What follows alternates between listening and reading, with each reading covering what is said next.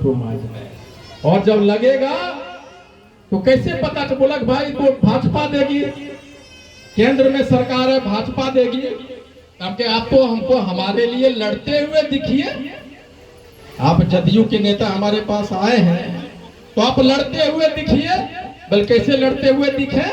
हमने आपका, हम तो लड़ रहे हैं, हमने क्या लाया है?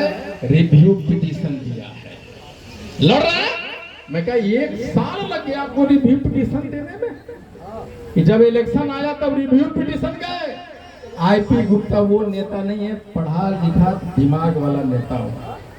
इलेक्शन खत्म हो जाएगा, रिव्यू पिटीशन का नंबर भी नहीं आएगा। इससे तत्वा समझने वाला नहीं है, ये रद्दी के टोकरे में जाने वाला रिव्यू पिटीशन है। इसको हम नहीं मानते, नकारते हैं इसको। तो बोले फिर क्या करना होगा? मैंने कहा मेरी दूसरी मांग पे आप आ जाइए। सुप्रीम कोर्ट था कि जिसकी नौकरियां हो गई है उसको आप नहीं निकाल सकते, उसके लिए शैडो पोजीशन क्रिएट कीजिए और उसका कोटि बदल दीजिए, जात बदल दीजिए। ये तो नहीं कहा है सुप्रीम कोर्ट, इससे आगे एक शब्द नहीं कहा, इतना ही कहा।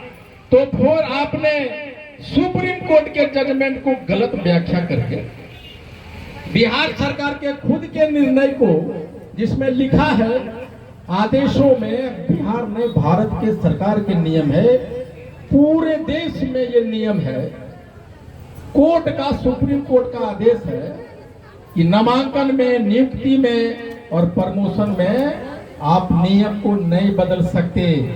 तो फिर आपने नियम बदलकर हमारे बच्चों से शपथ पत्र कैसे ले लिया कि कहो कि हम ताती तत्वा हैं? आपने कैसे ले लिया? ये एक सरकारी आदेश है।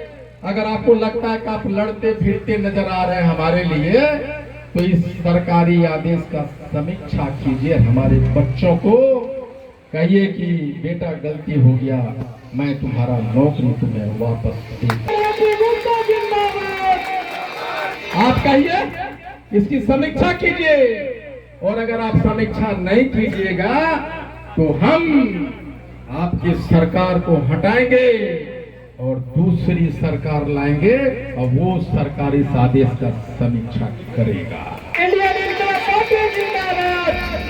इसका मतलब क्या हुआ? एनडीए की सरकार रहे न रहे, अगर दूसरी सरकार आती है तो अपने आदेश के, गलत आदेश को किसी भी समय समीक्षा कर सकती है।